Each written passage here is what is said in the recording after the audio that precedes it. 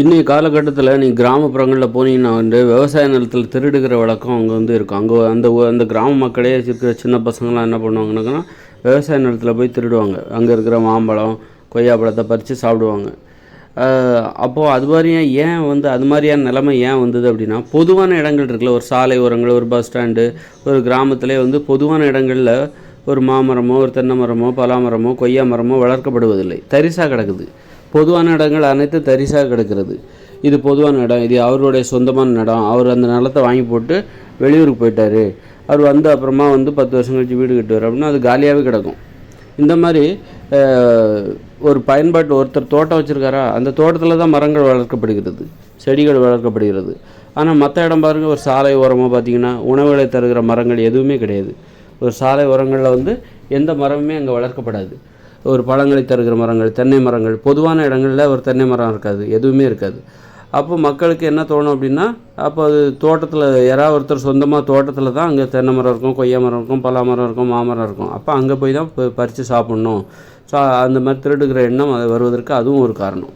அதனால் பொதுவான இடங்களில் இந்த மாதிரி நிறைய மாமரங்கள், பலாமரங்கள், கொய்யா மரங்கள், அதாவது பழங்களையும் காய்களையும் கிழங்குகளையும் தருகிற மரங்கள் நிறைய இருக்கணும். அப்போ தான் மக்கள் இன்னொருத்தர் நிலத்தில் போய் நம்ம திருடணும் அப்படிங்கிற எண்ணம் அவர்களுக்கு வராது. பொதுவான இடத்துல நம்ம சாப்பிடலாம். பாதுகாப்பாக இது பாதுகாப்பு பொதுவான பயன்பாட்டில் இருக்குது. இந்த மரங்கள் இதில் நம்ம பறித்து சாப்பிட்டா நம்மளை யாரும் எதுவும் சொல்ல மாட்டாங்க அப்படிங்கிற எண்ணம் மக்களுக்கு வர்றதுனால அவங்க கண்டிப்பாக திருடணுங்கிற எண்ணம் அது குறைவாக போய்விடும், அது வராது. அதனால் இயற்கையோட இணைந்த மனித வாழ்க்கையில் அவங்க நேர்மையாக இருப்பாங்க. பொதுவாக நீங்கள் இப்போவே பார்த்தீங்கன்னா பழங்குடி மக்கள்லாம் பார்த்தீங்கன்னு வச்சுக்கோங்களேன், நேர்மையாக இருப்பாங்க. பண விஷயத்தில் அவங்க நேர்மையாக இருப்பாங்க. ஏன்னா அவங்க பணத்தை அதிகமாக கையாள மாட்டாங்க. பணத்தை சம்பாதிக்கிற ஒரு வாழ்க்கை வாழ மாட்டாங்க. சும்மா ஒரு குடும்பமாக ஒரு 10-20 வீடு இருக்குதுன்னா ஒரு கிராமத்தில் அவங்க அந்த குடும்பங்களுக்கு இடையில் ரொம்ப உறவு முறை இருக்கும். ஒருத்தர் பகிர்ந்து ஒன்றுங்கிறது, அப்புறம் நிறைய பேசிக்கிற ஒரு வாழ்க்கை. அவர்கள் இந்த பணம் நம்மளை மாதிரி ஒரு பணத்தை அடிப்படையாக கொண்டு நிறைய பணத்தை சம்பாதிக்கிற மாதிரி அது மாதிரி ஒரு வாழ்க்கை வாழ மாட்டாங்க. ஏதோ கூலி வேலைக்கு போவாங்க அல்லது வேட்டையாடுவார்கள். இப்படி இருக்கிறத வச்சுக்கிட்டு ஒன்று கூடி உட்காந்து சமைச்சு சாப்பிட்டு சந்தோஷமாக வாழ்கிற ஒரு வாழ்க்கை வாழ்வார்கள். அதனால் பண விஷயத்தில் நேர்மையாக இருப்பாங்க, திருட மாட்டாங்க அல்லது பொய் சொல்ல மாட்டாங்க. பண விஷயத்தை மற்றவங்களை ஏமாற்றணும் அப்படிங்கிற அளவுக்கு அவங்களுக்கு இந்த திறமை கிடையாது. அதனால் அந்த மாதிரி இயற்கையோடு இணைந்த மனித வாழ்க்கைங்கிறது ஒரு காடுகளில் வாழ்கிற மக்களாக நாம் மாறிவிடுவோம். ஆனால் இதில் நேர்மையாகவும் இருப்பாங்க. மற்றவங்களோட விளைநிலத்தில் போய் திருட மாட்டாங்க. ஏன்னா எல்லாத்துக்குமே தோட்டம் இருக்குது. அப்படி இருக்கும்போது உனக்கும் 2 ஏக்கர் நிலம் கொடுக்கப்பட்டிருக்கு. இப்போ திருடுவதற்கு இன்னொரு காரணம் என்னென்னாக்கா, கிராமப்புறங்களிலெல்லாம் விவசாய நிலத்தில் திருடுறதுக்கு என்ன காரணம்னா, எல்லாத்துக்கும் விளைநிலம் இல்லை. விளைநிலம் என்பது ஒருத்தருக்கு தோட்டம் அதாவது கொஞ்சம் பேருக்கு தான் தோட்டங்கிறதே கொஞ்சம் பேர் தான் இருக்கும். மற்றவங்கெல்லாம் நிலம் இல்லாத கூலி ஆட்களாக வேலை செய்வார்கள். அப்போது அதுதான் திருடுவதற்கு மிக மிக முக்கிய காரணம் என்னென்னா, எல்லாத்துக்குமே நிலம் கிடையாது. கிராமப்புறங்களில் பார்த்திங்கன்னா எல்லாருக்குமே நிலமே கிடையாது. ஒரு 4-5 பேர் தான், ஒரு 10 பேர் 15-20 பேர்த்துக்கு தான் நிலமே இருக்கும், தோட்டமே இருக்கும். மற்றவங்களுக்கு பார்த்திங்கன்னு வச்சிங்கன்னா கூலி ஆட்களாக இருப்பாங்க. நிலம் இல்லாத கூலி ஆட்களாக இந்த மாதிரி விவசாய நிலம் வைத்திருக்கிறவர்களிடம் போய் வேலை செய்கிற கூலி ஆட்களாக நிறைய பேர் இருப்பாங்க. அதுதான் திருடுவதற்கு காரணமாக இருக்கிறது. ஆக இந்த தனி உடைமை நடைமுறை இருக்குல்ல, தனி உடைமைன்னாக்கா விவசாய நிலம் என்பது குறிப்பிட்ட ஒரு 2 பேருக்கு தான். உனக்கு சக்தி இருந்தால் நீ வாங்கிக்கோ, எனக்கு பணம் இல்லை, அப்போ நீ கூலி ஆட்களாக இரு.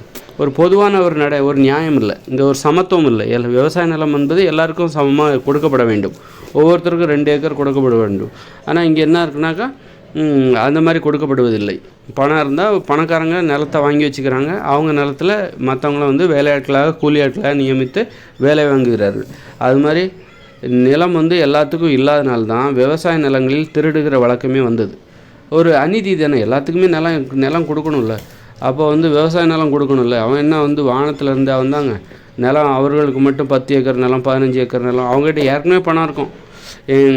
இப்போ சில ஊர்லாம் பார்த்திங்கன்னா அவர் கவர்மெண்ட் வேலையில் அவர் கவர்மெண்ட் வேலை பார்ப்பார். அவருக்கு விவசாய நிலம் வேறு வாங்கி போட்டிருப்பார்.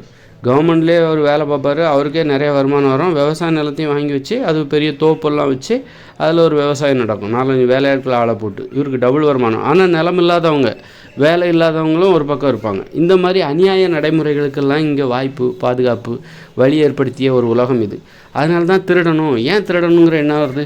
ஒருத்தனை வந்து ஒன்றுமில்லாதவனாகவும் வைத்துக்கொண்டு இன்னொருவரிடம் எல்லாவற்றையும் நீ வைத்துக்கொள்வதற்கான வாய்ப்புகள். விழிப்புடன் விழித்து கொண்டவர்களெல்லாம் பிழைத்து கொண்டார்கள், மற்றவர்களெல்லாம் தெருவில் நின்றார்கள் என்றது போல ஒரு வாழ்க்கை முறை. அதுதான் வந்து திருடுவதற்கெல்லாம் காரணமாக இருக்கிறது. அதனால் வந்து எல்லாருமே எல்லாமே கிடைக்கணும். ஒருவருக்கு கிடைத்தது அனைவருக்கும் கிடைக்கணும், அனைவருக்கும் கொடுக்கப்பட வேண்டும். அப்படி இருந்தால் மட்டும்தான் இந்த திருடுகிற வழக்கம் இதெல்லாம் வந்து ஏற்படாது. இங்கே நடக்கிறது எல்லாமே அநியாயங்களாக இருக்கிறது. அப்படின்னா அதனால் திருடுகிற வழக்கம் வருது.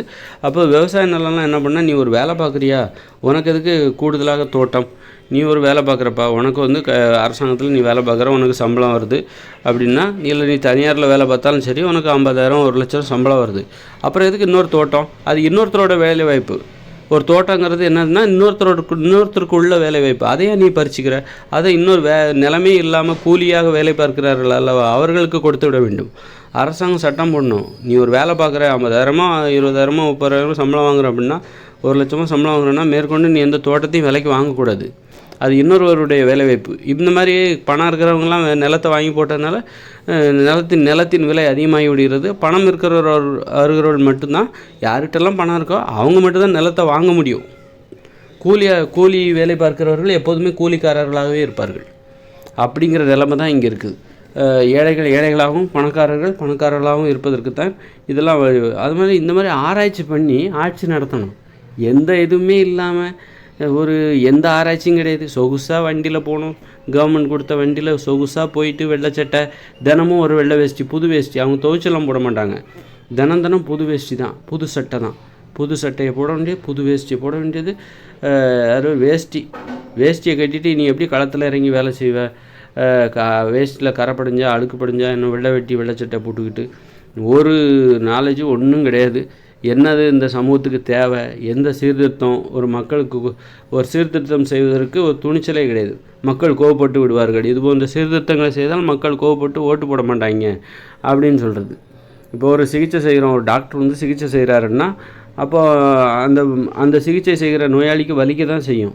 அவர் வலிக்கும்னு சொல்லிவிட்டு ஆப்ரேஷன்லாம் பண்ணாமல் விட்டால் நோயை எப்படி குணப்படுத்த முடியும்?